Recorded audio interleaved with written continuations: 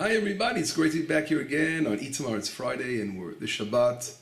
We are going to be reading the portion of Isaiah in the prophet Chazon Yishal ben Amotz, where he prophesies on the eve of destruction. Not that his time frame was on the eve, he prophesied a couple hundred years before destruction, whatever it was, but he saw what was going to be on the eve of destruction. And we will be reading, of course, a new book of the Torah, beginning the Parashat Divarim, where the reason of the destruction of the temple, that same connection to the sin of the spies, that's haunting us to this very, very day, as we see what's happening on the Temple Mount. And I want to focus on today's lesson to understand a little bit insight into Tishah B'Av, this painful day, which throughout history, other things have taken place as well, like the expulsion of the Jews from Spain, World War I, the Gush Katif, throwing us out recently, of course, out of our northern Samaria and Gaza region. And we have to literally try to understand what is hidden behind this day of Tishah B'Av. And in order to understand this, we have to first begin with the Talmudic passage in the tractate of Ta'anit. Ta'anit literally means fast, and it's brought down in page 29a. The Talmud wants to know how do we know that it was on the day of Tisha B'Av, the evening of Tisha B'Av, that the spies returned with an evil report. The Talmud goes on to prove it by actually literally counting the days, using the days that begin from the setting up the tabernacle, which was on the first of the month of Nisan, on the second year of leaving Egypt, and from there going on to our travelings and literally counting. We all know it was a 40-day spy thing, and they came back, and it literally gets to the day of Tisha B'Av. And the rabbis end that passage by saying, Amar Rabba, Rabba says, in the name of Rabbi Yochanan, right? Ota Laila Leil Tisha B'Av Haya. That same night was the night of Tisha B'Av. Amar Lem HaKadosh Baruch Hu, Atem bechitem bechiyah shel bchinam, you cried for nothing. And therefore I will establish before you a crying for generations. And the great question we must ask ourselves, and a friend of mine asked this question to me, was why, because of the terrible sin of the spies, was this day for generations has become a terrible day for the people of Israel? I mean, we have free will, so they did a bad thing, they were punished, but why should we be punished later on for their actions? So why is the 9th of Av is such a problematic time period? You know, why does sort of Hashem saying it's predestined that you're going to suffer on those days? That's something that's difficult for us to understand. It reminds us of the same thing about Abraham. God says to Abraham, you will be 400 years after when he had the covenant of the halves, and God says to him, you will be for 400 years, your children will be enslaved in a land none of theirs. For 400 years, they will be enslaved. That's again seems like a sort of a kind of destiny. And we know that the greatest thing of understanding our religion, Judaism, is obviously understanding the power of free will. So this question comes into place here. And in order to really understand this, we are now going to leave this question completely and have a nice introduction to different sources, and hopefully come back to this question and things will be clarified a little bit. So if we look, I'd like to begin by understanding the source of Tishah B'Av. And because Tishah B'Av didn't really begin, if we look at our sources, we see it did not really begin with the 9th of Av. I'm sorry, it did not begin with the sin of the spies, but it began way before something else that took place on Tishah B'Av. And this we're going to learn now from the Zohar Kadosh. The famous Rabbi Shimon Bar Yochai teaches us that it was on Tishah B'Av that Yaakov Avinu wrestled with the angel when he was coming back into the land of Israel. And I'm not going to read the whole Zohar because it's a little long over there. If we had more time, we would do that. But I would just like to see how he closes, or maybe summarize the Zohar Kadosh, and then we'll see what he says. I'll try to summarize it. The Zohar Kadosh says like this. He says that when Yaakov wrestled with the angel, and it struck, the angel hit his sciatic nerve, or that in his hip, that or in his thigh, that what's it called? It was it's a sinew. That's the word I'm looking for. The sinew was struck, and he began to limp. That took place on Tisha B'Av. And the Zohar goes on to say that every day in the year, which is very interesting, he says every single day in the year has a certain positive commandment. I'm sorry, a negative commandment. So we know there are 365 days of the year. So every one of the negative commandments in the Torah are connected to one day a year. So one day of the year, there's a certain mitzvah that we have to abstain ourselves. We don't do it. It's connected to a certain kind of day. In other words, time there's a spiritual meaning in time that is reflected through that particular commandment that's mentioned in the Torah. And we know by doing our commandments, obviously, we are healthy and strong and protected. But when we fall, right, it's a result, God forbid, we are giving power to that particular force. That we call that evil force in the world that allows us the free will. And that God allowed for evil in the world for us to choose. And therefore, every day of the year has that certain power to it, a certain mitzvah, a commandment that we must, a negative command that we're not supposed to be doing, and that's connected. Now, 365 days, 365 different commandments connected to that. And what happens to be the day of Tisha B'Av, this is what the Zohar Kadosh connects, Gid HaNasheh. In other words, on the day of Tisha B'Av, it is the Gid HaNasheh that we are commanded to rectify, that we cannot eat, partake of the Gid HaNasheh. In other words, and the Zohar Kadosh comes out and says, he says, V'chol mi she'ochel b'Tisha B'Av, anyone who will eat on Tisha B'Av, it's like as though he's eating the Gid HaNasheh. Now, it's really amazing that the Chidah, one of the great Kabbalists of our time, he says something very interesting. If you look in the verse regarding the prohibition of eating Gid HaNasheh, it says in the Torah like this, and if we look, try to pull out the verse regarding Jacob, and read the exact verse.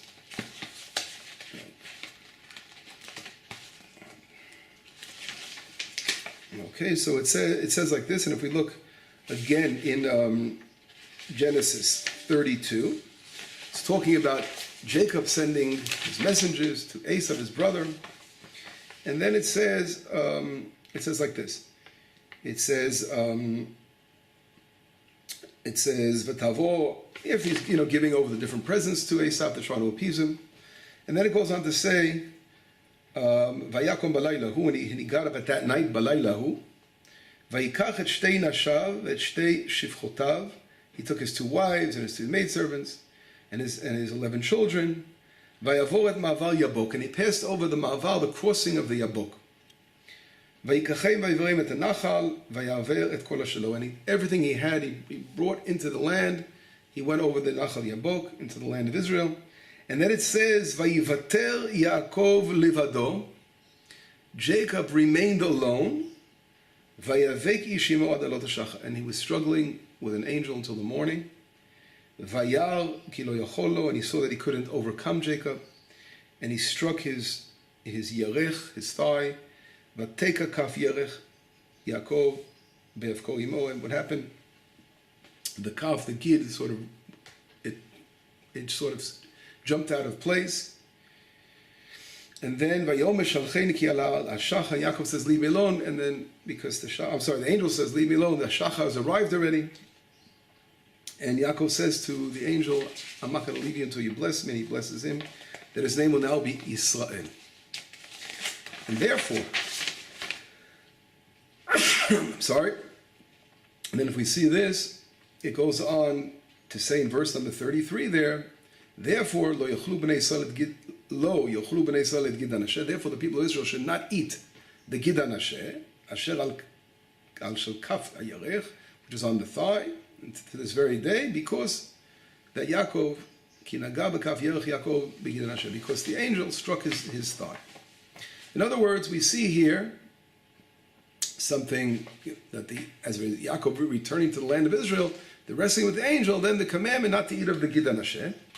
And as I mentioned, the Chidah, he says something very interesting. He shows how in the verse here it's hinted to Tisha B'Av and other fast days are hinted to in this verse. And how does he show that? It says like this. It says, Et Gidan Hashem. Et in Hebrew are two letters, Aleph and Tav. Now, Aleph and Tav is an acronym. It's, in other words, the first letters of Tishah, right? Et, T. Tishah is 9. Aleph is the month of Av. Av, that's the month of Tisha B'Av, the 9th of Av. In other words, we see here, Et hints to the fast of Av. Going on, Gid. Gid is Gimel. What is Gimel? Gimel is the third day of the month of Tisha. We have another fast called Tzom Gedalia, which is also connected to the destruction of the temple. And then Yud refers to Asara B'Tevet. Yud is connected to the destruction of the temple, right? Asara B'Tevet, I'm saying. The fast day of the 10th of Tevet, which obviously we're under siege of the city of Jerusalem. And Daled, if we take the letters Daled, Yud, and Gimel together, we add the three letters. We have 3, 10 is 13, and 4 is 17. That's the 17th of Tammuz. In other words, we see that all the 4 fasts that relate to destruction. We have other fasts. The Yom Kippur fast, with nothing to do with the destruction of the temple, obviously. And the other fast is on the 6th fast, And we have also the fast of Esther, which has nothing to do with destruction of the temple there. So in reality, the 4 fasts mentioned here are all directly in the prophets mentioned relating to the temple's destruction, and they're all hinted there. Now Hanasheh is also very interesting. You take the letters in Hebrew, Hanasheh, what does it spell? Hashanah, the year. In other words, it's also a hint to the fact that these 4 fasts in the year, throughout the year, our year, are reflecting the temple. We're going to see that, as I mentioned before, the Zohar Kadosh we began discussing. So the Zohar Kadosh says that Gidan Hashem, it was on the Tisha B'Av that this terrible injury, Jacob, that took place, this wrestling with the angel took place on Tisha B'Av, and it was, and the Chida says it's reflected that the fast days relating to the destruction of the temple were reflected here. But the Zohar goes on to say some very deep things, and I'd like to just mention a couple of them. And he says that there are 613, we all know, commandments in the Torah. And every day, 365 days are connected to other negative commandments, because there are 365 negative commandments in the Torah, and Shisa, and there are, what's it called, 248 positive commandments. So together, we have, 248 is Ramach. I kept saying Shisa. Shisa is 365, and the Ramach, positive commandments, 248 positive commandments. So the negative and positive commandments is what comprises our 613 mitzvot. And by us abstaining from falling from the 365 negative commandments, we are strengthening ourselves, obviously our physical body, the Ramach, 248 Divarim, limbs of a person, are strengthened through the Shisagidim, through his 365 sinews. And that's, of course, we know that how our limbs are attached to our body, and it refers to different, these numbers are a division. It doesn't have to compare to scientific, how do they divide it? This is the way our sources divide it. And the point is that it's connected spiritually to the spiritual world, the physical side. And therefore, when we are doing any mitzvah we do is strengthening our physical body. At the same time, we strengthen our spiritual side, the upper worlds as well. So this process takes place throughout the year. In other words, every day of the year, and I said Hanasheh is the same letter as the year. And there's always saying that every day in the year, there's a certain mitzvah, a certain commandment, a negative commandment that we abstain from that strengthens us. And by us not doing it, abstaining from such a thing, we are giving strength to the upper worlds, and we are obviously strengthening our limbs and our body. Now, he also goes on to say that there's one particular limb in the body, the Gidan Hashem, that particular sinew, the Gidan Hashem, the sciatic nerve, some people say it is, right, that was struck by the angel. That is where the Yetzer Hara, in other words, the evil, God gave the power of evil. We know that's part of our free will, of course. Something that was created for us to be able to rectify. And that hovers over the Gidan Hashem. In other words, it is the Gida Nashe that's in the legs, right, located in the thighs. That is sort of connecting to that evil urge. And that is something that we have to obviously overcome. And by us rectifying our lives, our spiritual way of behavior, we're able to overcome this power that the Yetzer Hara is sort of nourishing from. And therefore, the Zohar says when someone eats on Tisha B'Av, it's like he's eating the Gida Nashe, and he's giving complete power to that force, and that's why that will lead to destruction, of course, of the temple, and that's what happened on that day. The temple was destroyed.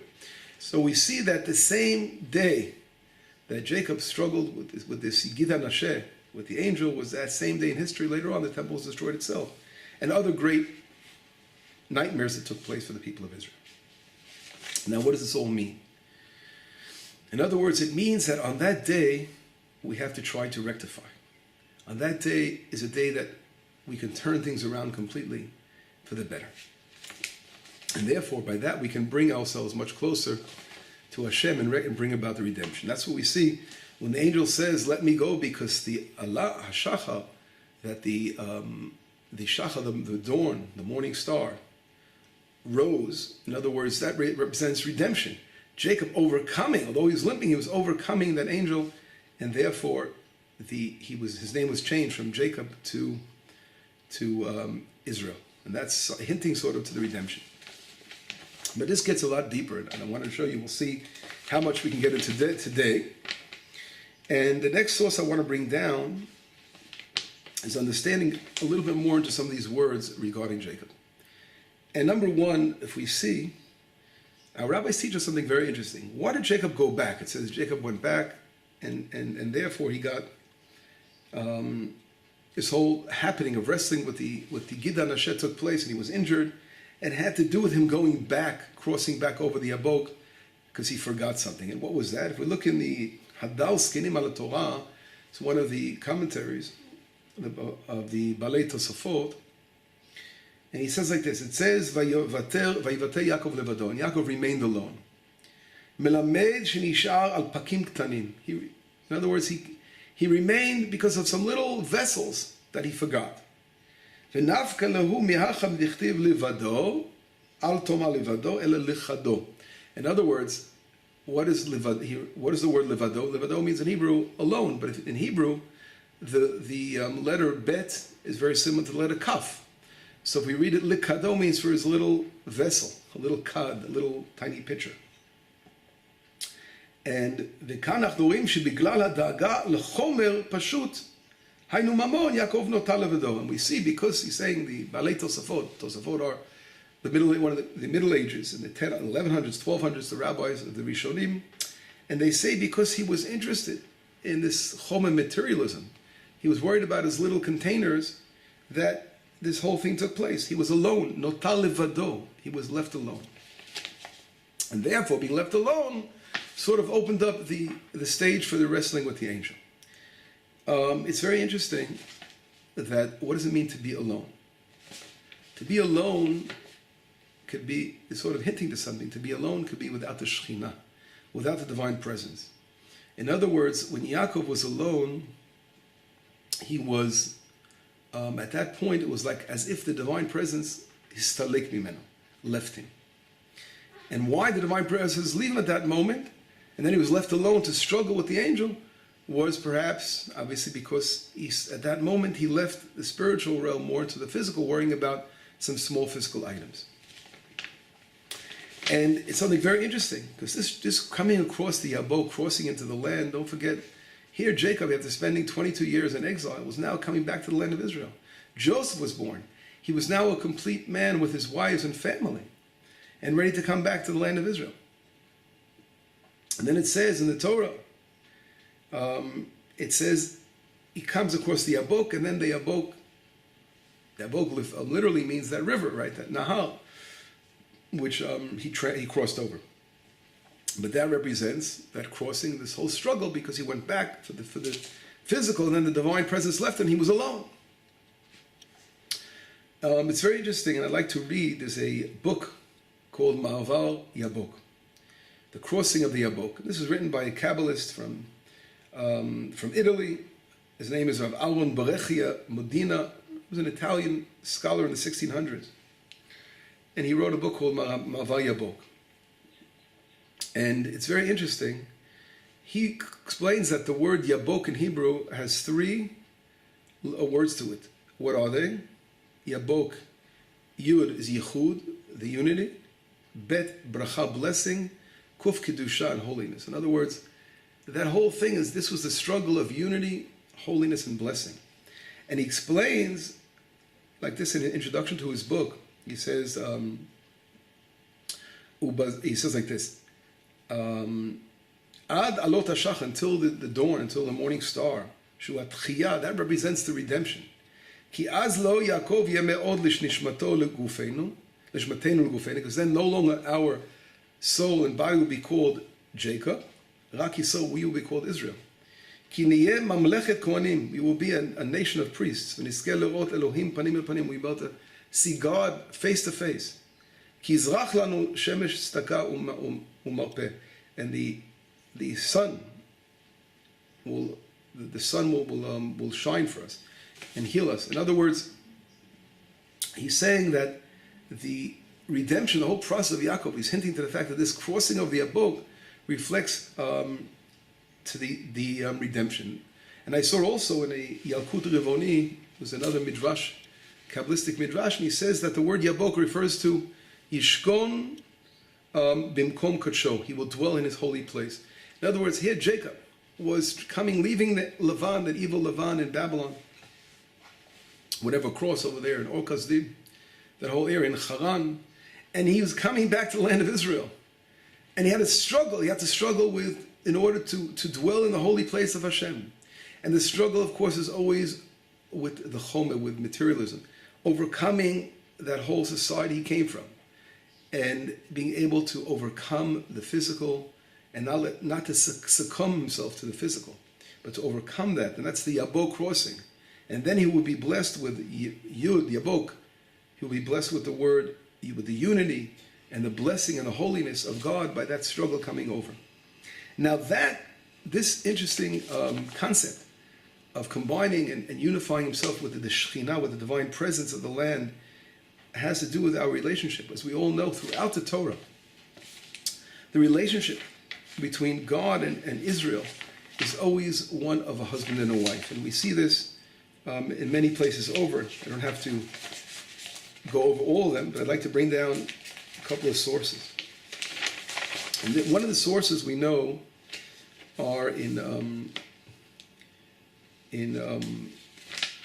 Shir HaShirim, the Song of Songs.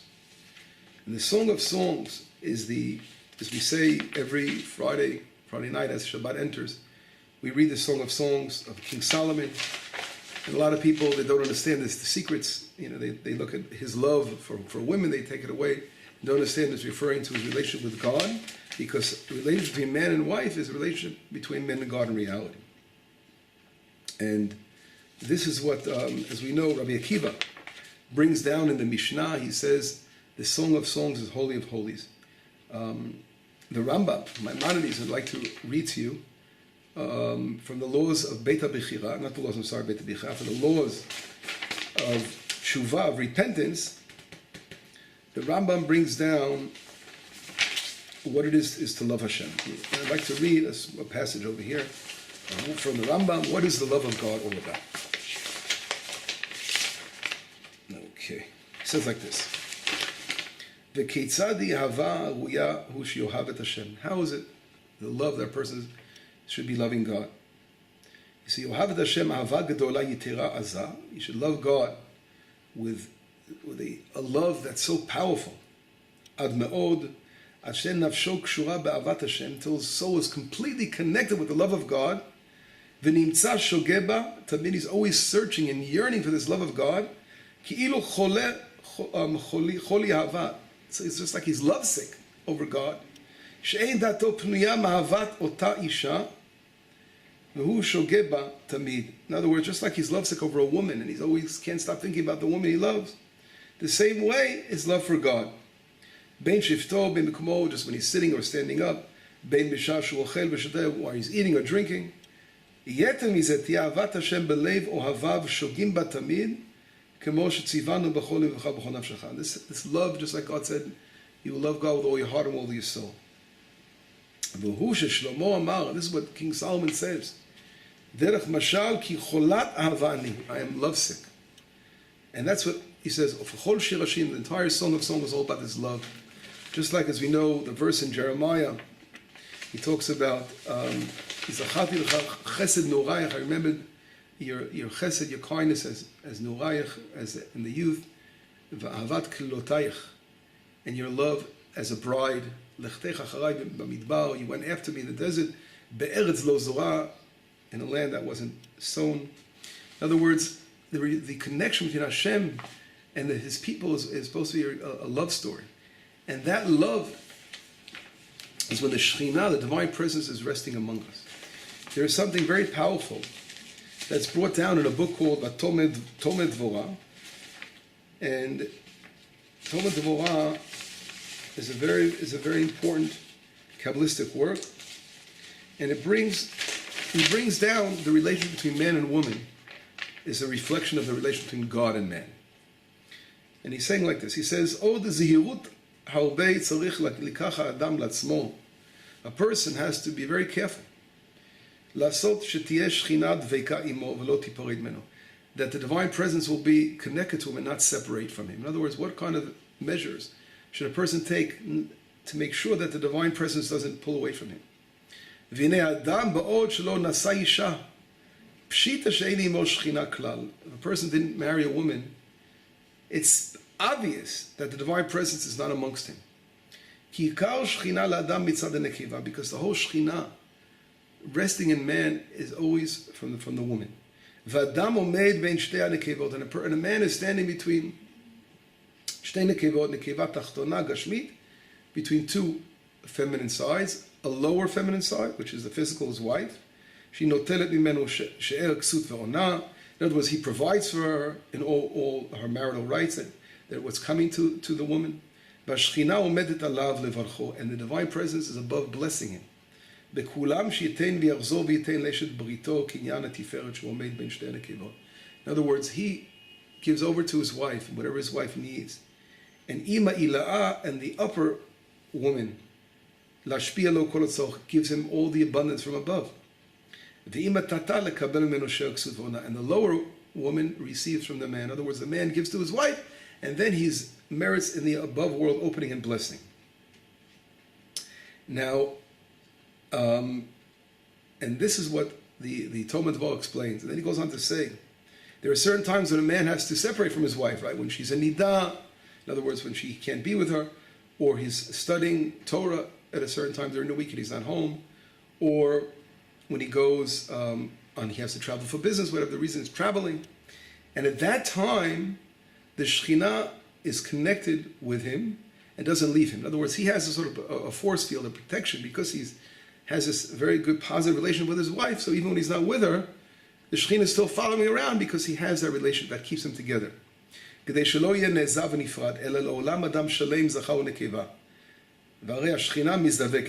So it's a person's, his wholeness is always man and woman together. In other words, male and female. And that female side is always with him. So be very careful that when he goes on his way, that the Shekhinah doesn't leave him. So that's why he has to pray, the prayer for the way, study Torah. So because the Shekhinah is really what protects him. If he's God-fearing and studies Torah, he's going to have that protection. So what is the Tomed Dvorah saying really? The Tomed Dvorah is teaching us that the relationship between man and his wife reflects the relationship between man and God. And therefore, when our relationship is proper at home, we build a proper house, the relationship with the Shekhinah, it sort of goes together as one unit. If we follow this up, we see something very interesting. In the beginning of the Torah, that same pasuk comes back to us. And it says regarding man, Lo tov liot adam levado. It's not good that man is alone. God says, I will make him And Ezer, I will bring him an help at his side. In other words, that's what God brings Adam Rishon, the first man, his wife. In other words, man cannot be alone. Man needs something to complete him, and that together they're completing the Shekhinah, the divine presence. And we see, if we go back to Genesis, and we see that whole section of how God created man, we see something very interesting. We see some hints to the whole thing of Jacob. What does it say? It says, "Vayomer Hashem Elokim lo tov heyot Adam levado oseh lo ezer kenegdo." And then it says like this. It says, "Vayitzer Hashem Elokim min ha'adama." And God created from the ground kol chayat hasadeh, the different animals, and He brought them to the man and called them names. And then it says, "V'adam lo matza ezer kenegdo," but man never found a partner. And then it says, "Vayapel Hashem Elohim tardema al Adam." God placed a sleep over man, and he slept, and he took vayikach mechad mitzalotav. He took one of his ribs, and he closed. He made an operation there. Vayiven Hashem Elohim et hatzela, and God built the tzela asher lakach min Adam liisha vayiveu el Adam. And He built this rib, and that became from the rib became the woman. We see something very interesting. The word tzela stands out. Why does it stand out? Because the same exact word used when Jacob wrestled with the angel.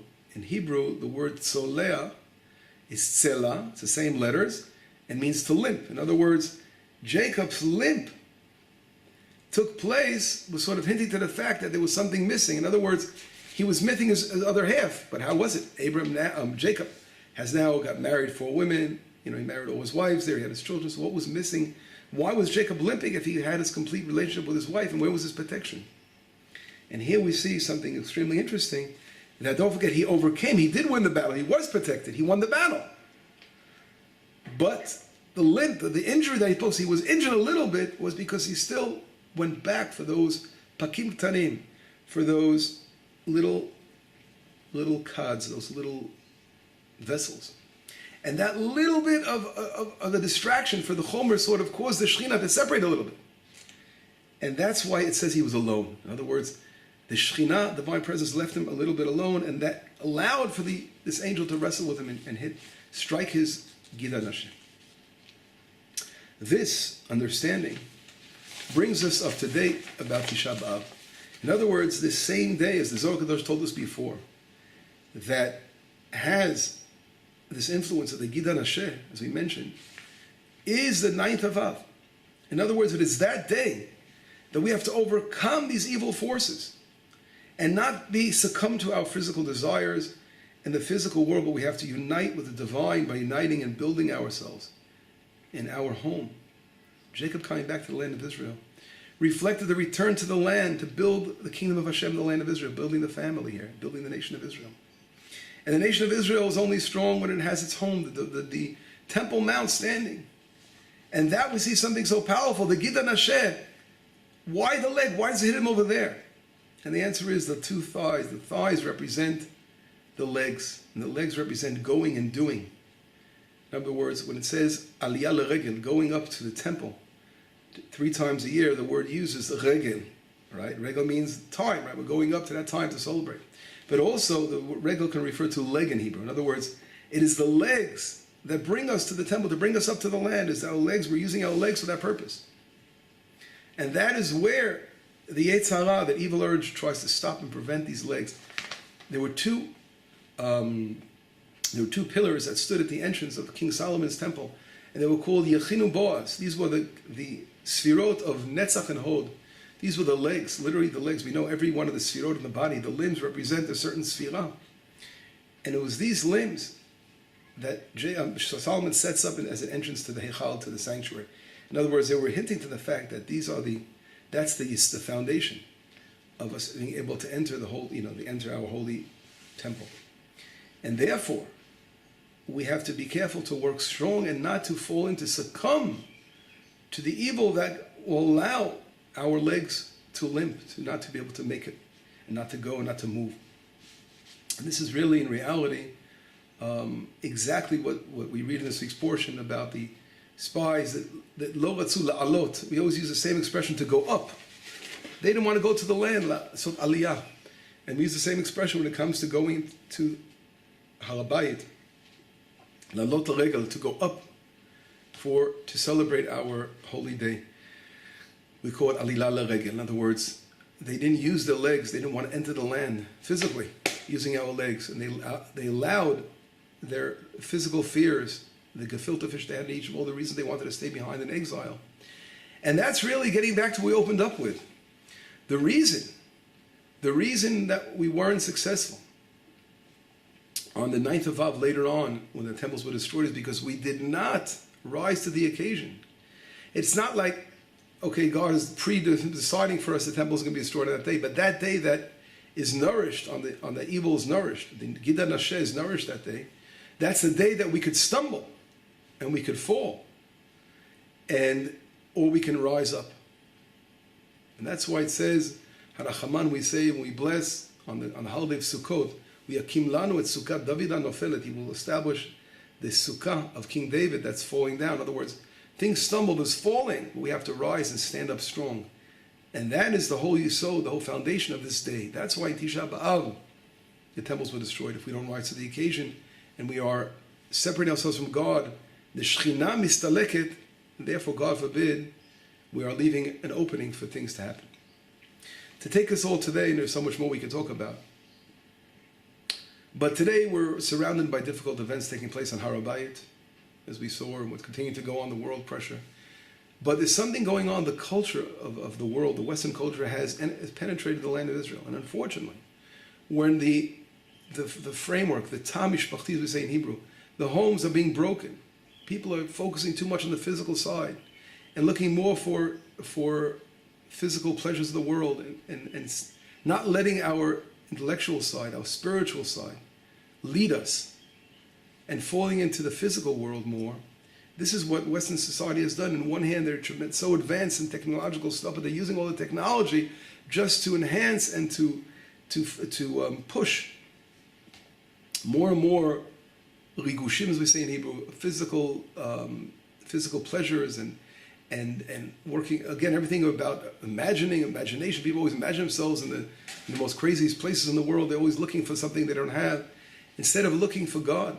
This is what technology is being used for today, and Israel is very high in technology. But instead of doing its purpose, unfortunately, there's a lot of energy going to waste. On the other hand, there's such greatness in the land, and we have to let that take over and let the spirituality rise to the occasion. And when that happens, what happens? We disconnect the Shekhinah, the divine presence, from us. And this disconnection of divine presence causes, God forbid, destruction and problems. And that's why the struggle over the Temple Mount is all about that. The minute we get our act together as the people of Israel and be an example to the world for true ethical behavior, today it's becoming, people can't say right out what's wrong. They're afraid to talk. Right?